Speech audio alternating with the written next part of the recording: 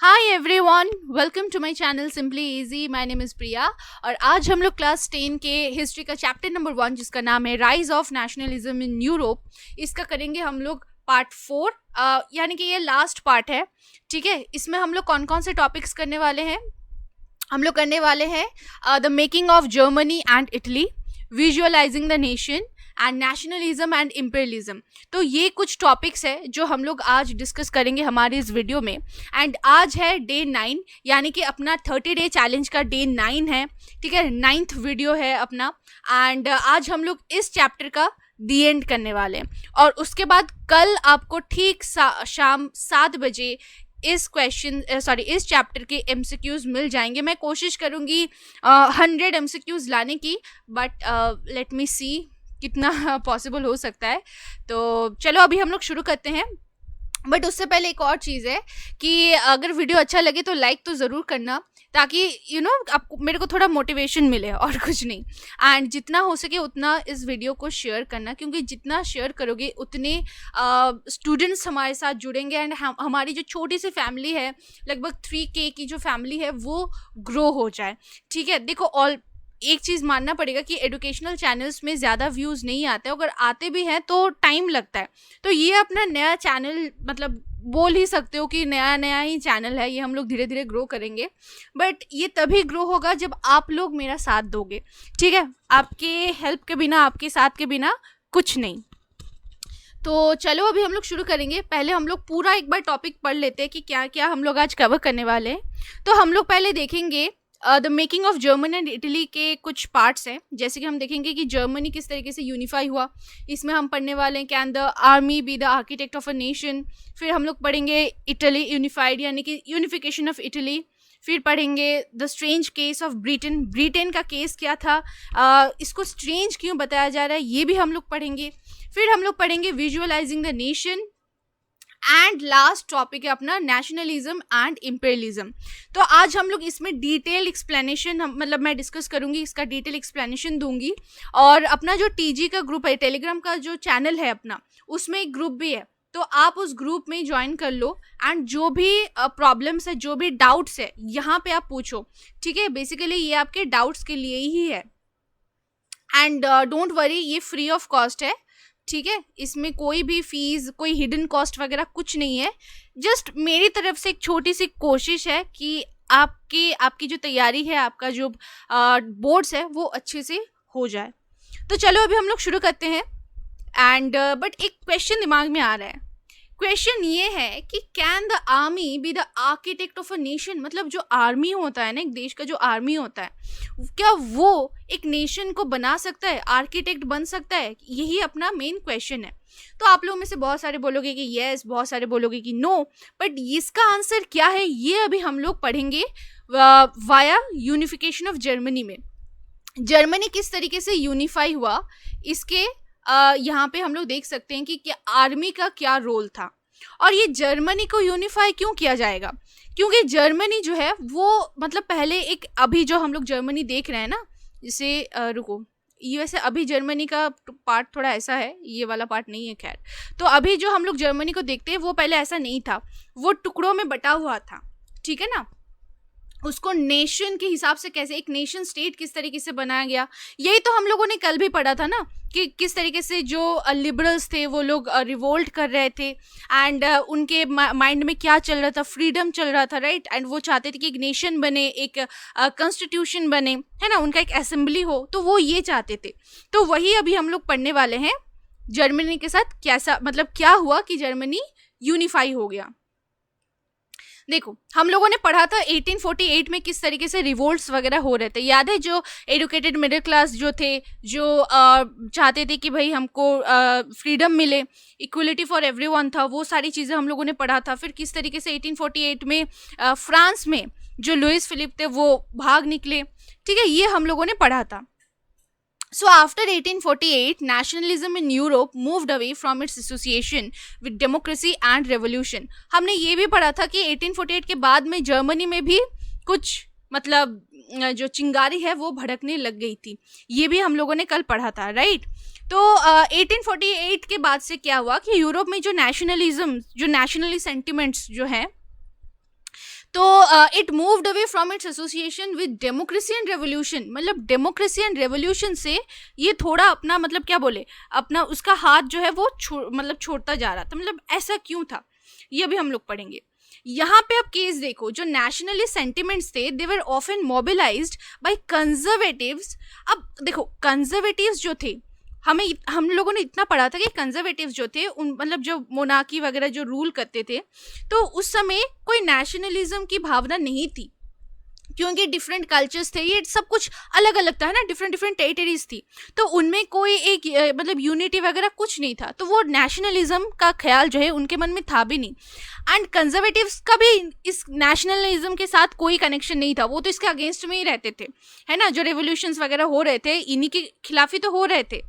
But यहाँ पे अब कंजर्वेटिव्स ने बाजी पलट ली, वो लोग अब नेशनल सेंटिमेंट्स को बढ़ावा दे रहे थे। इसका रीजन क्या था?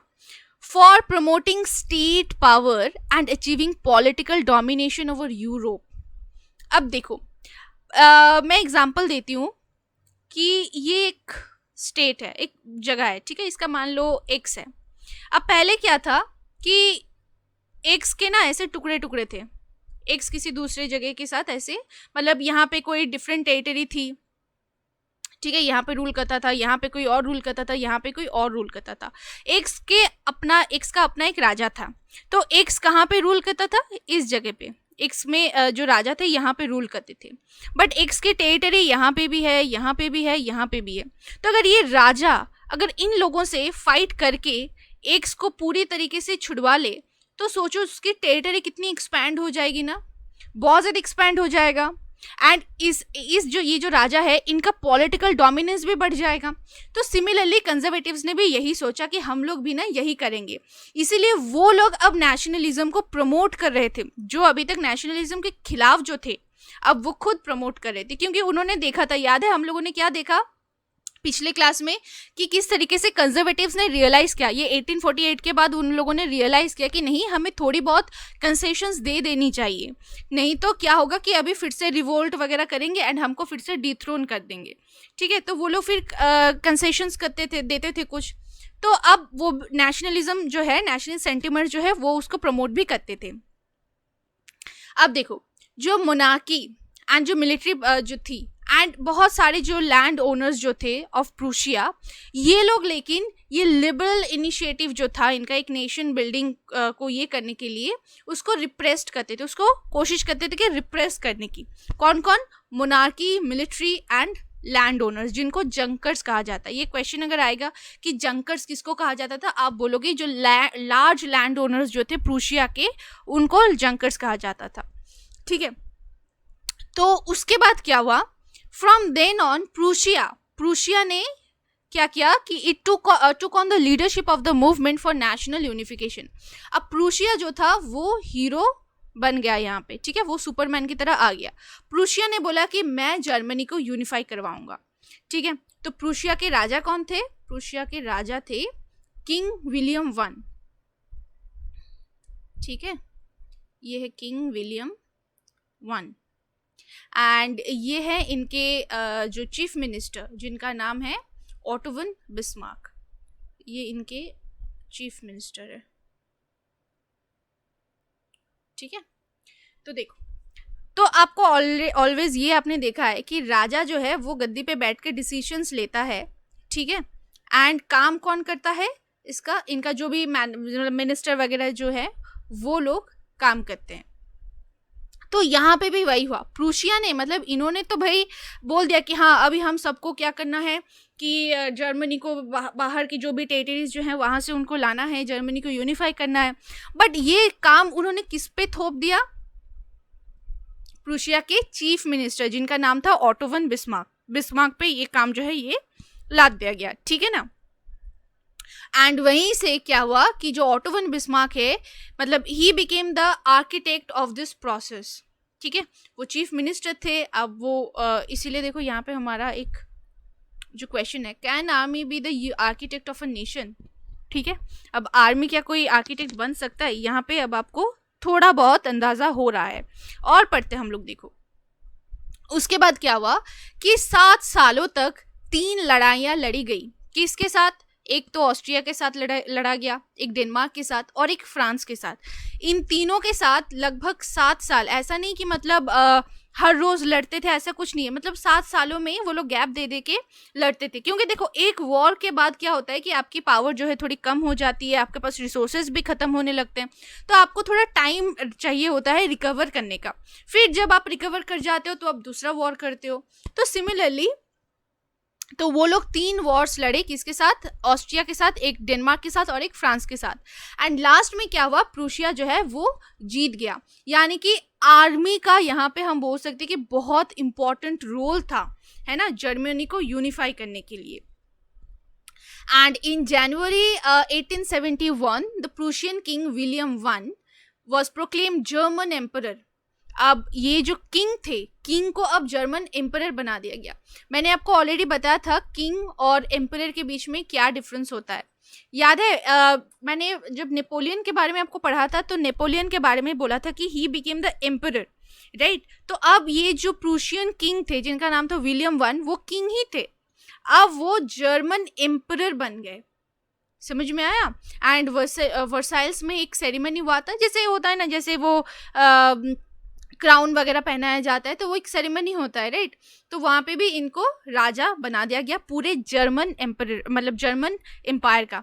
अब किंग जो होता है ना, वो एक छोटे से जगह का राजा होता है, ठीक है? मतलब ऐसे एक बड़ा सा नेशन है, मान लो यहाँ पे एक छोटा सा जगह है, यहाँ पे एक टेरिटरी है, यहाँ पे एक टेरिटरी है, तो ये जो छोटे छोटे जो टेरिटरीज होते हैं, ये जिसके अंडर में आते हैं वो होते हैं किंग।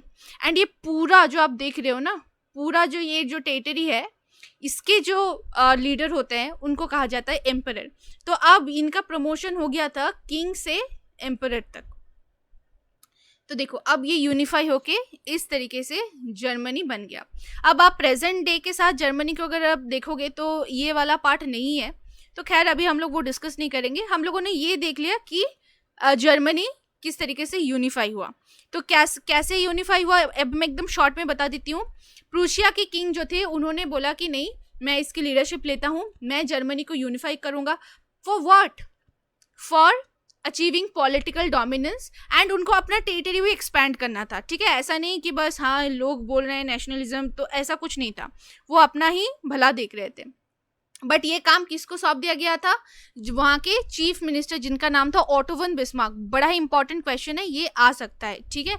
सो ऑटो वन बिस्मार्क पे ये जिम्मेदारी दे दी गई थी कि तुमको अब कैसे भी हो जर्मनी को यूनिफाई करना है। तो पूरा काम जो है इन्होंने ही किया था, एंड दैट इज वाई ये बोला जाता है। देखो auto von Bismarck was the architect of this process, ठीक है? कौन यहाँ पे मेन आर्किटेक्ट थे?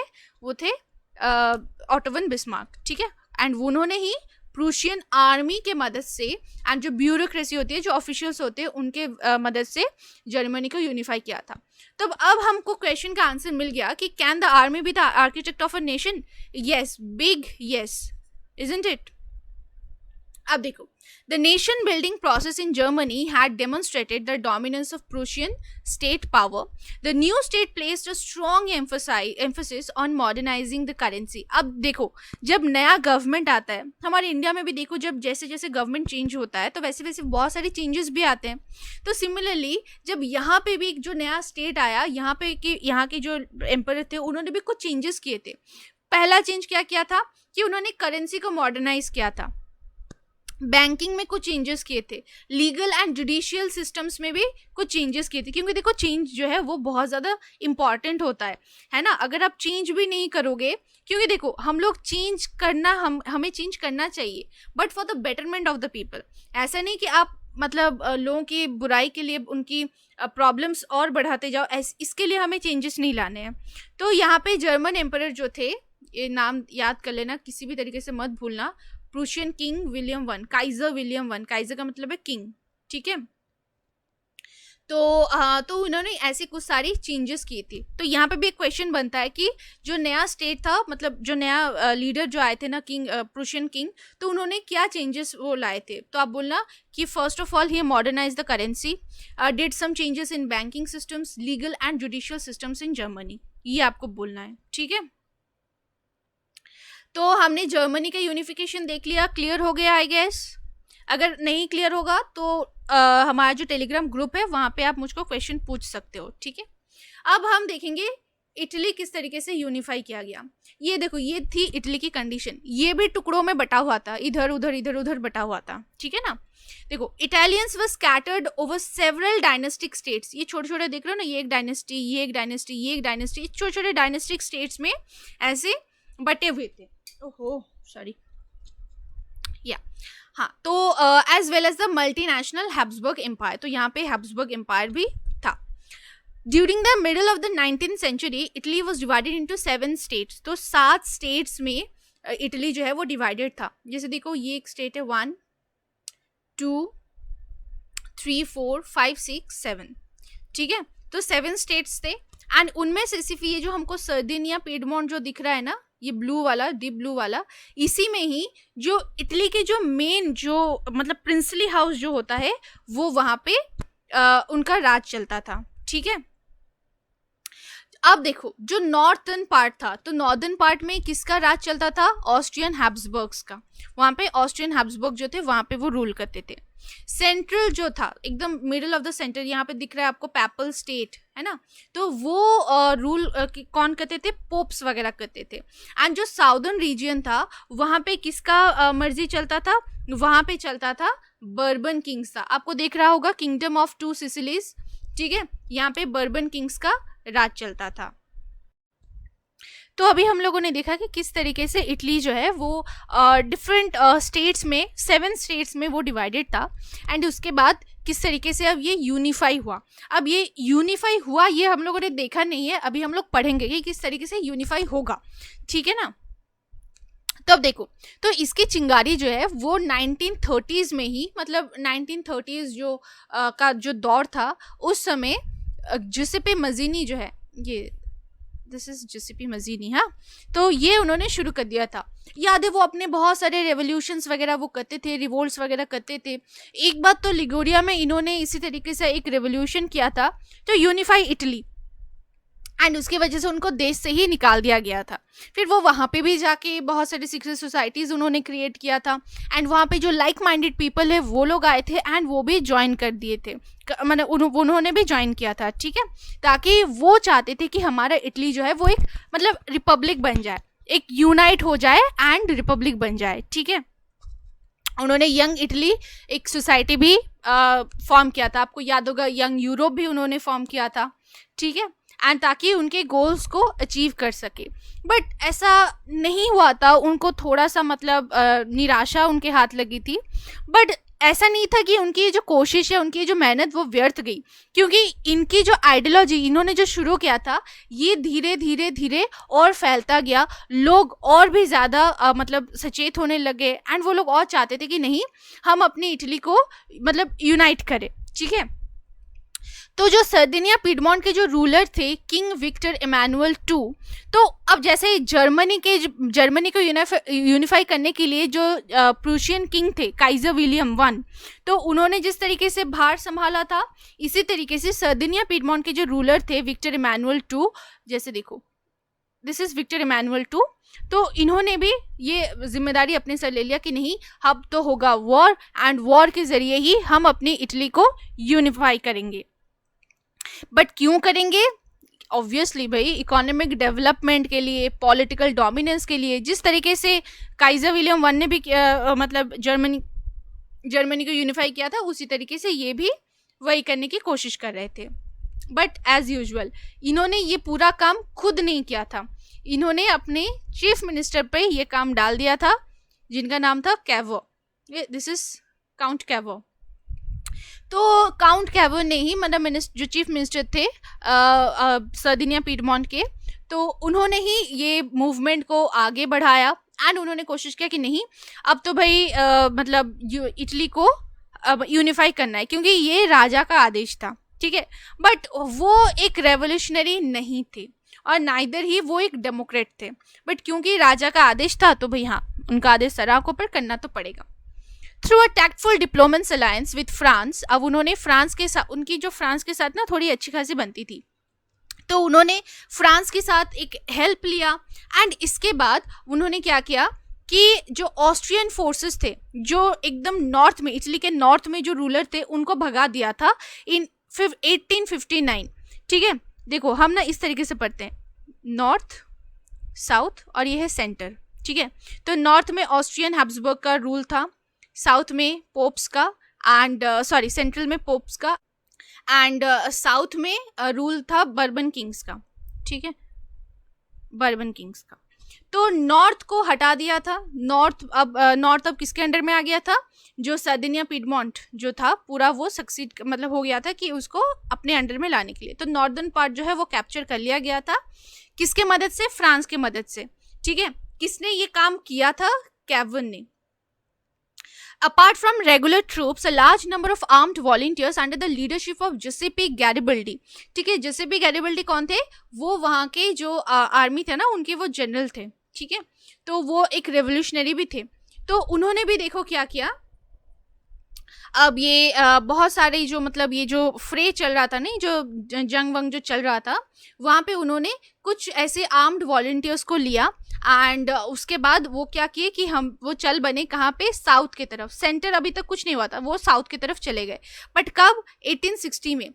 इन 1860 दे मार्च इनटू साउथ इटली।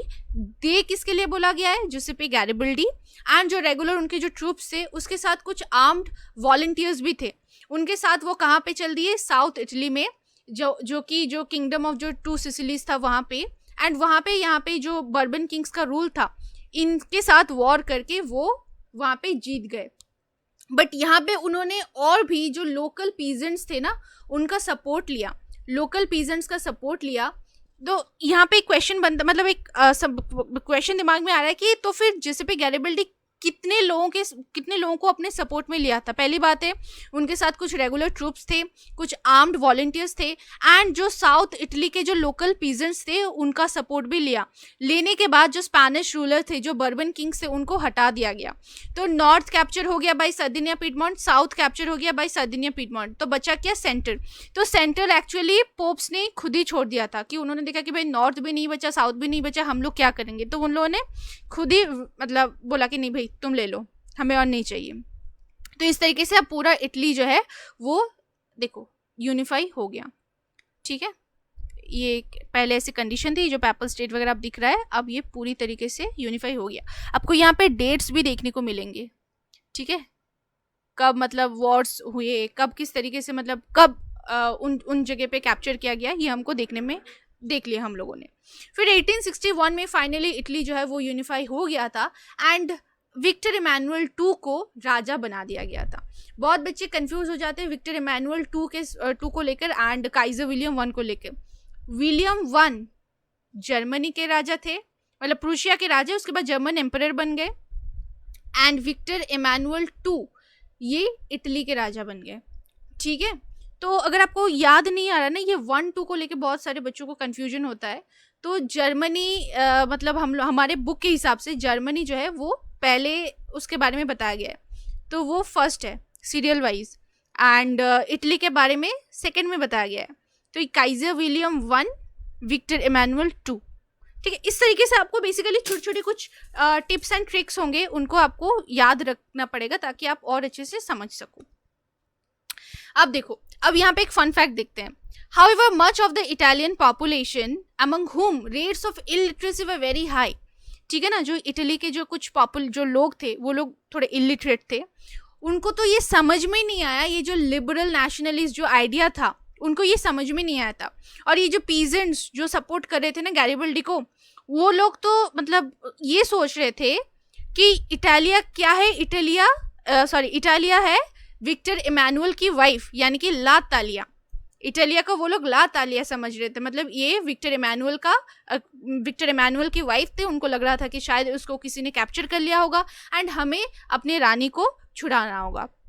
जैसे वो देवसेना बाहुबली, वो जो उनका जो एक अलग सा जो किस्सा था ना, वही सेम चीज़ यहाँ पे भी वो लोग सोच रहे थे। तो अब हम लोगों ने देख लिया कि किस तरीके से इटली भी यूनिफाई हो गया। बट इटली एंड जर्मनी दोनों में ही हम लोगों ने एक चीज़ ज़रूर देखा कि आर्मी जो था वो मेन आर्किटेक्ट था, एंड आर्मी के वजह से ही ये नेशंस बन पाए। तो अब बारी है ब्रिटेन की। ठीक है, तो ब्रिटेन के बारे में बताया गया है कि ये एक स्ट्रेंज केस था। स्ट्रेंज केस किस लिए पता है?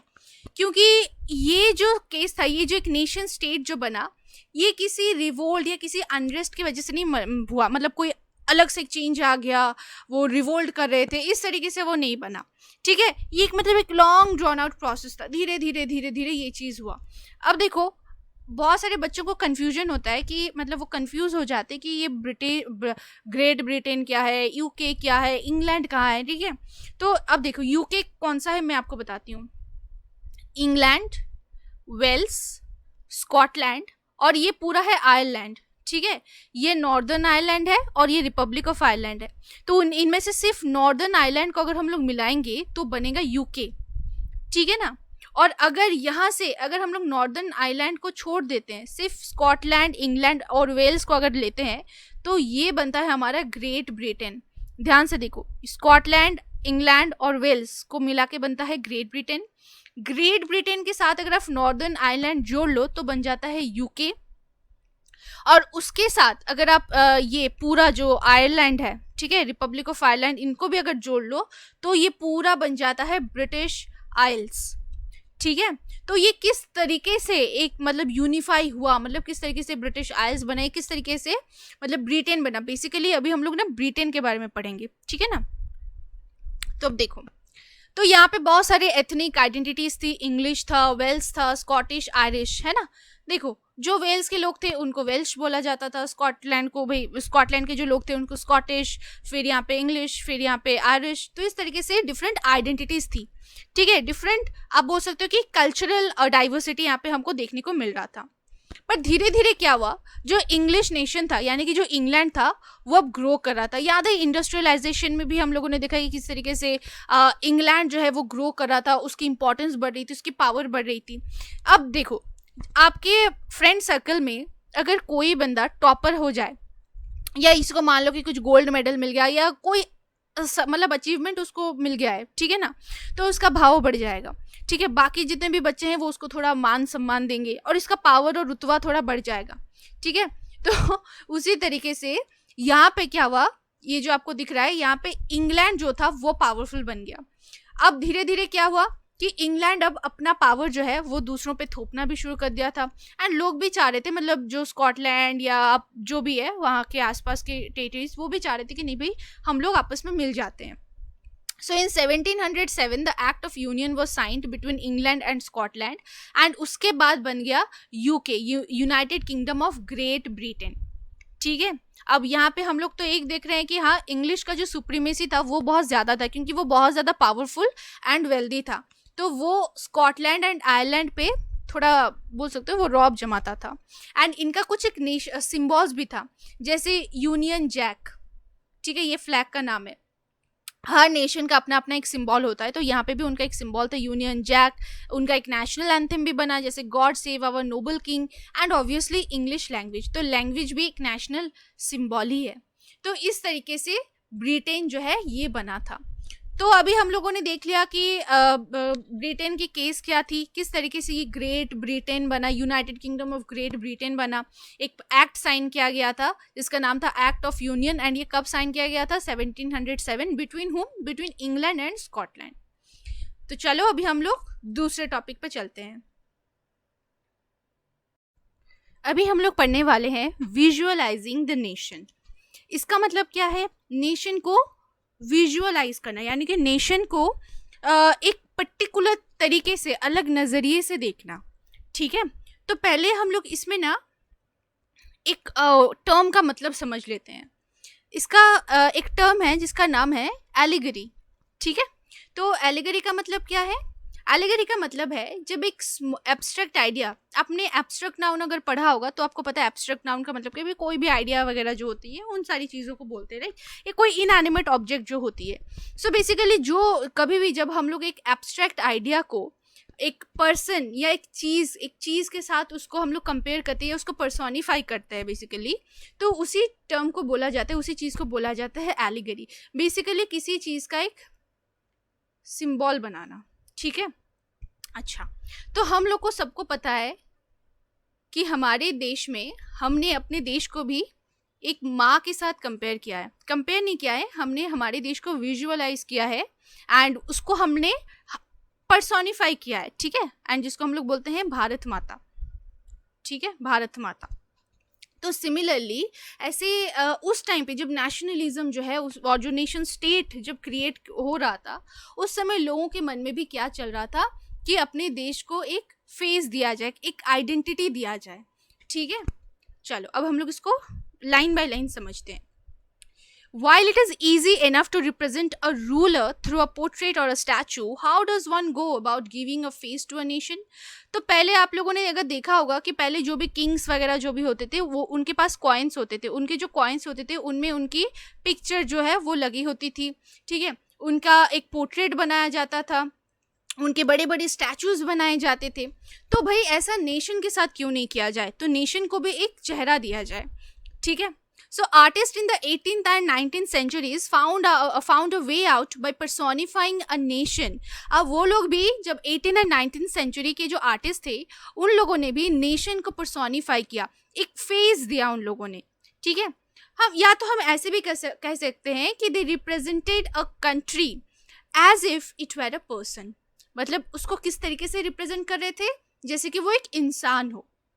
Now nations were then portrayed as female figures, जैसे हमारे भी देखो भारत माता है ना, ये भी क्या है, एक फीमेल फिगर है, बट ये नहीं कि ये एक्चुअल में एग्जिस्ट करते हैं, ये इनको ऐसे पोर्ट्रे किया गया है, एक फीमेल फिगर्स में पोर्ट्रे किया गया है जो एग्जिस्ट नहीं करते हैं। बट इसका मतलब ये नहीं कि लोग उनको मानते नहीं है, वो पूरे देश को ना श्रद्धा से एक माँ के रूप में वो देखते हैं, ठीक है।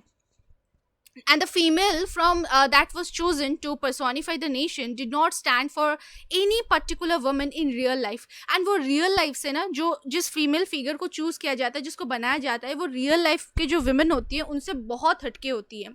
जैसे अगर हम भारत माता की ही बात करें तो वहाँ पे आपने देखा होगा कि एक शेर रहता है, जैसे बहुत सारी सिम्बॉल्स वगैरह रहती है जो कि हम नॉर्मल जो women होती है वो वैसी नहीं होती है, रियल लाइफ में women वैसी नहीं होती है, ठीक है।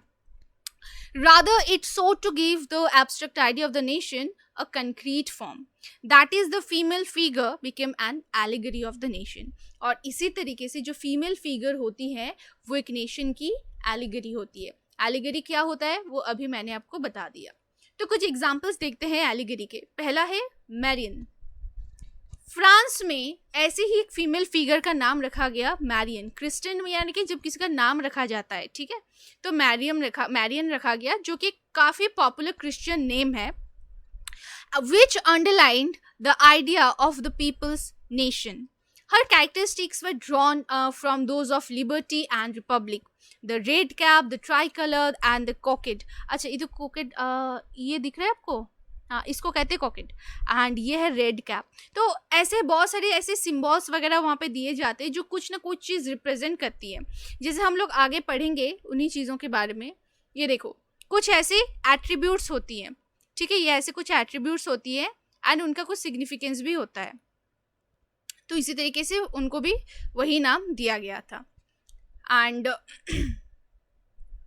yes, statues of Marian were erected in public places to remind the public of the national symbol of unity and to persuade them to identify with it. Marian images was marked on coins and stamps. तो उस ज़माने में क्या होता था कि लोग Marrion को ना जितने भी जहाँ पे भी उनका पिक्चर देना चाहते थे, मतलब दे सकते थे, वो हर जगह पे वो लोग दे देते थे ताकि लोगों के मन में एक यूनिटी जो है वो आए, ठीक है। वो अब एक मतलब खुद को कोशिश करे कि नहीं हमको यूनाइट होना है, एंड हमको क्यों यूनाइट होना है, किस लिए होना है, क्योंकि हमें अपना एक नेशन स्टेट चाहिए। तो ये थी मैरियन। इसका और एक पिक्चर मैं आपको यहाँ पे शो करती हूँ, एक स्टैचू है, राइट। चलो अब similarly Germania became the allegory of the German nation. तो जर्मन कैसे पीछे हट सकता है, तो जर्मन नेशन में जर्मनिया भी एक एलिगरी थी। In visual representations, Germania wears a crown of oak leaves as the German oak stands for heroism. तो आप देख सकते हो कि ये क्राउन पहनी है, ये है ओक लीफ, ठीक है। ये क्या रिप्रेजेंट करता है, हीरोइज्म रिप्रेजेंट करता है। सो ये जो आपका देखना आपके बुक में ही दिया गया है, इस चीज़ को थोड़ा अच्छे से पढ़ लेना, ठीक है। मतलब क्या क्या एट्रीब्यूट्स है, उनका मतलब क्या है। जैसे ब्रोकन चेन्स का मतलब क्या है, बीइंग फ्रीड, मतलब वो फ्री हो गई है, ठीक है। ब्रेस्ट प्लेट विथ ईगल, इसका मतलब क्या है, स्ट्रेंथ, ये मतलब a symbol of the German. तो इसी तरीके से ऐसे बहुत सारे एट्रीब्यूट्स दिए गए हैं। तो हमें ये समझ में आ गया कि नेशन को किस तरीके से विजुअलाइज किया जाता था एक एलिगरी के तहत, ठीक है ना। अब हम लोग पढ़ने जा रहे हैं नेशनलिज्म एंड इंपेरियलिज्म। भाई नेशनलिज्म का मतलब तो हमें पता है, but what is the meaning of imperialism. Imperialism का मतलब है एक ऐसा पॉलिटिकल सिस्टम जिसमें एक रिच एंड पावरफुल कंट्री दूसरे कंट्रीज, जैसे कि कॉलोनीज होती है, ब्रिटिश का एग्जाम्पल हम लोग लेते हैं, ठीक है, जैसे कि ब्रिटिश है, या इंग्लैंड हम बोल दे, रुको let me right England over here, तब आपको अच्छे से समझ में आएगा, ठीक है। इंग्लैंड क्या था, बहुत ही ज़्यादा पावरफुल कंट्री था उस समय और रिच कंट्री था। देखो ऐसा नहीं कि इंडिया रिच नहीं था, इंडिया के लोग जो है वो बेवकूफ़ थे, ठीक है, एंड वो लोग इंग्लैंड मतलब ब्रिटिश का साथ ही दे रहे थे। तो इंग्लैंड एक पावरफुल कंट्री था एंड इंडिया क्या था, वो इंग्लैंड का एक कॉलोनी था, जो ब्रिटिश कॉलोनी जैसे हम लोगों ने पढ़ा है, राइट। तो जब एक पावरफुल कंट्री दूसरे कंट्रीज पे अपना पावर डोमिनेट करता है, ठीक है, मतलब दूसरे कंट्रीज पे मतलब डोमिनेट करता है, ठीक है, तो उसे हम लोग क्या कहते हैं, इम्पेरियलिज्म। नेशनलिज्म का मतलब क्या है कि नहीं, मेरा देश जो है बहुत ही अच्छा है, चाहे वो सही करे या गलत करे, मैं अपने देश के साथ हूँ और I am proud of my country, और या I am proud of my nation. But imperialism का मतलब है कि अरे भाई हम तो, हाँ चलो सही है, वो तो अलग बात है, बट हमें दूसरे कंट्रीज पे अपना पावर भी एस्टैब्लिश करना है, हम दूसरे कंट्रीज को कंट्रोल भी करेंगे because we are the powerful one, ठीक है ना। तो ये होता है इम्पेरियलिज्म का मतलब। बट अब यहाँ पे किस तरीके से ये नेशनलिज्म इम्पेरियलिज्म में कन्वर्ट हुआ, यही हम लोग अभी देखने वाले हैं। तो देखो, by the last quarter of the 19th century, nationalism no longer retained its idealistic liberal democratic sentiment of the first half of the century, but became a narrow creed with limited ends. अब धीरे धीरे क्या होता गया कि nationalism का जो actual meaning जो था वो धीरे धीरे चेंज हो रहा था, ठीक है। उसका जो एक्चुअल सेंटिमेंट जो था ना, मतलब लिबरल डेमोक्रेटिक सेंटिमेंट जो था, वो धीरे धीरे चेंज हो रहा था। एंड जो मतलब जो एक नैरो क्रीड हम जिसको बोल सकते हैं, वो इस्टेब्लिश हो रहा था, ठीक है। एंड देखो, during this period nationalist groups became increasingly intolerant of each other and ever ready to go war. मतलब सोचो, जो भी इस दौरान क्या हुआ कि जो नेशनलिस्ट ग्रुप्स बन गए थे ना, ये एक नेशनलिस्ट ग्रुप है, ये एक नेशनलिस्ट ग्रुप है, ये एक नेशनलिस्ट ग्रुप है, तो ये लोग क्या हो कर रहे थे, एक दूसरे को बिल्कुल पसंद नहीं कर रहे थे, और ये लोग कभी भी एक दूसरे के साथ वॉर करने के लिए एकदम रेडी रहते थे। ये धीरे धीरे यही हो गया बाद में। The major European powers in turn manipulated the nationalist aspirations of the subject peoples in Europe to further their own imperialist aims. अब धीरे धीरे यूरोपियन पावर्स ने क्या किया, इसी नेशनलिस्ट जो ग्रुप्स थे उनको अपने कब्जे में ले लिया, मतलब उनको मैनिपुलेट किया, नॉट कब्जे में लेना, उनको मैनिपुलेट किया, ठीक है। एंड किस लिए मैनिपुलेट किया, इनका अपना मतलब दूसरे कंट्री पे राज करना था, इनका मतलब वही था, ये अपने इंपेरियलिस्ट एम्स को फुलफिल करना चाहते थे, क्योंकि ये लोग एक दूसरे पे भड़के हुए थे। तो जो यूरोपियन पावर्स जो थे, मान लो यहाँ पे कोई यूरोपियन पावर है, ये इसको मैनिपुलेट करता है कि हाँ भाई चल तू मेरे टीम में आ जा, एंड हम लोग दोनों मिलके ना इसके अगेंस्ट में रिवोल्ट करेंगे, वॉर करेंगे। ये हार गया, अब क्या करेंगे, ये पूरा जगह जो है ये इनके पास आ जाएगा। यही काम वो लोग करते थे, बोलते ना वो फूट डालो एंड राज करो, तो kind of that, you know. अच्छा, तो एक ऐसे एग्जाम्पल देखते हैं। The most serious source of nationalist tension in Europe after 1871 was the area called the Balkans. ये मैं आपको बाल्कन शो कर देती हूँ। ये जो पार्ट है ये है अपना बाल्कन, नहीं अपना बाल्कन नहीं है, एक बाल्कन है, ठीक है। एंड बाल्कन क्या है, बेसिकली बाल्कन्स जो है वो एक रीजियन है, region of geographical and ethnic variations, जो अभी मॉडर्न डे में, जैसे देखो रोमानिया, बल्गेरिया जो आपको दिख रहा है ना, देखो अल्बानिया, ठीक है। तो इसी तरीके से कहाँ गया भाई, हाँ, यस, तो इसी तरीके से जो भी मॉडर्न डे में हम लोग जो देख रहे हैं ना, ग्रीस हो गया, क्रोएशिया हो गया, मैसेडोनिया हो गया, ठीक है, तो ये सारे के सारे जो है वो बाल्कन रीजियन का ही एक पार्ट था, मतलब एक पूरा आप बोल सकते हो, एक पूरा एक मतलब ये चीज़ जो है वो एक एकजुट होके था, ठीक है। एंड वहाँ के जो इनहेबिटेंट्स थे उनको बोला जाता था स्लाव्स, नॉट स्लेव्स, ठीक है। A large part of the Balkans was under the control of the Ottoman Empire. अब बाल्कन्स का बहुत ज़्यादा पार्ट जो है वो ऑटोमन एम्पायर के अंडर में था। हमने ये पढ़ा था ऑलरेडी, ठीक है ना, याद है, ग्रीक वॉर ऑफ इंडिपेंडेंस हम लोगों ने पढ़ा था, ये ऑटोमन एम्पायर जो है। Now, the spread of ideas of romantic nationalism in the Balkans, together with the disintegration of Ottoman Empire, made this region very explosive. यानी कि बोलते हैं ना वो मामला बहुत ज़्यादा गर्म हो जाना। मामला क्यों गर्म हो गया था? जो ऑटोमन एम्पायर था ना वो धीरे धीरे डिसइंटीग्रेट हुआ था, यानी कि वीक होता जा रहा था एंड टूट रहा था, ऐसी हालत हो गई थी। एक तो disintegration of the Ottoman empire and the rise of national sentiments of the Balkans, ये ही मतलब रीज़न थे, यही दोनों रीज़न थे बाल्कन रीजन को और ज़्यादा एक्सप्लोसिव करने के लिए, ठीक है।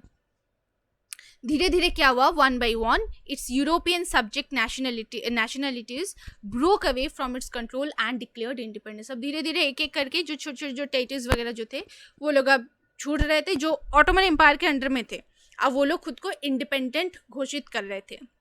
The Balkan peoples based their claims for independence or political rights on nationality and used history to prove that they had been independent but subsequently had subjugated by foreign powers. तो Balkan लोग क्या, Balkans जो थे वो लोग क्या, मतलब जो पीपल्स जो थे वो लोग क्या कर रहे थे, अपनी इंडिपेंडेंस को क्लेम कर रहे थे कि हाँ भाई ये तो हमारा हक है, ये हम लोग आज़ाद हैं। ये किस बेसिस पे कर रहे थे? Based on their nationality and history. मतलब बहुत पहले के ज़माने में अगर देखोगे कि तो हम लोग ऐसे रहते थे, हम पे तो भाई कब्जा किया गया था, बट हम लोग तो पैदा ही फ्री इंडिपेंडेंट थे, तो अभी हम लोग को इन फॉरेन पावर से छुटकारा चाहिए। इसी तरीके से बाल्कन्स ने अपनी क्लेम्स बिठाई थी, ठीक है। तो इसीलिए क्या हुआ, जो रेबेलियस जो नेशनलिटीज़ थी in the Balkans thought of their struggle as attempts to wean back the long lost independence. अब जो nationalist जो मतलब जो ग्रुप्स वगैरह बन गए थे ना, तो वो बोल रहे हैं कि हाँ हम लोग जो स्ट्रगल कर रहे हैं ये बेसिकली और कुछ नहीं, हमारा जो बहुत पिछला जो हम लोग का जो इंडिपेंडेंस जो छूट गया था, जिसको हम लोगों ने खो दिया था, उसी को फिर से हम लोग वापस लाने की कोशिश कर रहे हैं।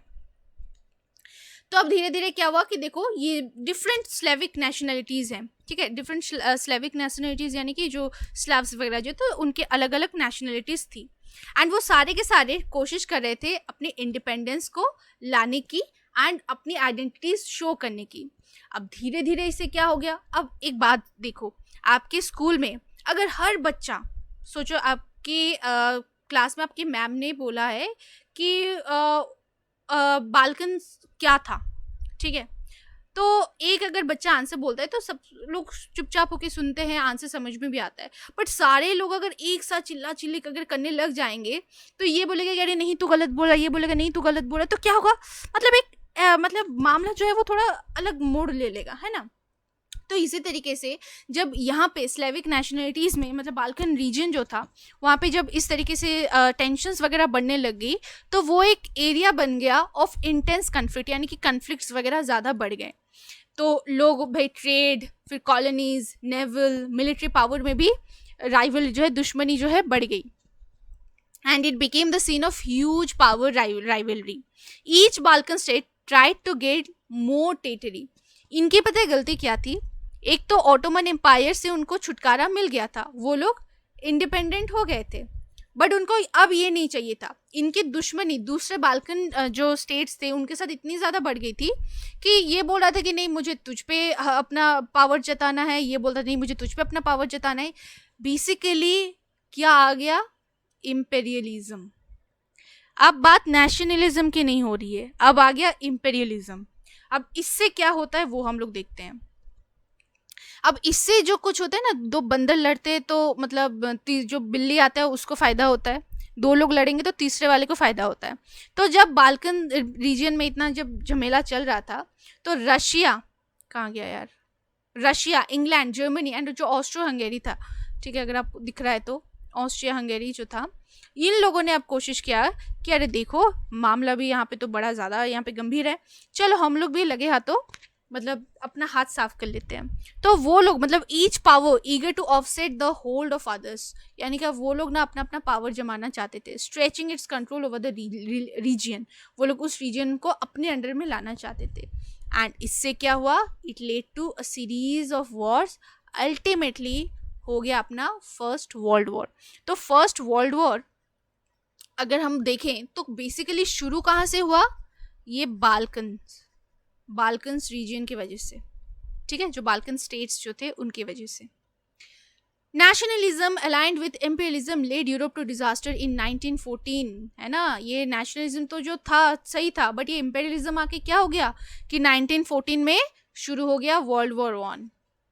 But meanwhile, many countries in the world which had been colonized by the European powers in the 19th century began to oppose imperial domination. हम लोग भी उस समय इसके अगेंस्ट में ही लड़ रहे थे, जो फ्रीडम फाइटर्स जो थे हमारे वो भी जैसे ब्रिटिश के अगेंस्ट में लड़ रहे थे, है कि नहीं। तो इसी तरीके से बहुत सारे ऐसे कंट्रीज जिनको यूरोपियन पावर्स ने अपना कॉलोनी बना के रखा था, वो लोग अब हल्ला बोल कर रहे थे। Now, European ideas of nationalism were nowhere replicated. अब वो जो शुरू में जो एक नेशनलिज्म की भावना आई थी ना, वो अब कहीं पे हमको दिख नहीं रही है। अब मामला क्या आ गया इम्पेरियलिज्म में। पहले तो खुद के नेशन के लिए वो लड़ रहे थे कि हमको अपना एक नेशन स्टेट चाहिए, बट अभी उनका क्या हो गया, अभी हमको नेशन स्टेट तो मिल गया, अब बोले कि जब हमको स्टेट मिल गया क्यों ना हम अपनी स्टेट और बढ़ाएं। मतलब वो बोलते हैं ना इंसान कभी खुश नहीं रहता है, जितना भी तो कभी खुश नहीं होता, तो वही हो गया था, ठीक है। तो वही यहाँ पे बताया गया था कि अब जो नेशन स्टेट्स मतलब the idea that societies should be organised into nation states came to be accepted as natural and universal. तो अब बात इस तरीके से आ गई। तो आई होप आपको समझ में आ गया बच्चा। तो हम लोगों ने बहुत सारी चीज़ें आज पढ़ लिया, है ना, जर्मनी पढ़ लिया कि किस तरीके से देखा कि आर्मी जो है सच में एक नेशन का आर्किटेक्ट बन सकता है। इटली में भी हम लोगों ने वही देखा, ब्रिटेन का स्ट्रेंज केस देखा। हमने ये भी देखा कि नेशन को किस तरीके से विजुअलाइज किया जाता है। नेशनलिज्म एंड इम्पेरियलिज्म ये भी हम लोगों ने भी देख लिया। तो कल हम लोग करेंगे इसके एमसीक्यूज एंड कल एकदम शाम 7 बजे, ठीक है। So thank you so much for watching this video. Bye, take care all of you, see you tomorrow.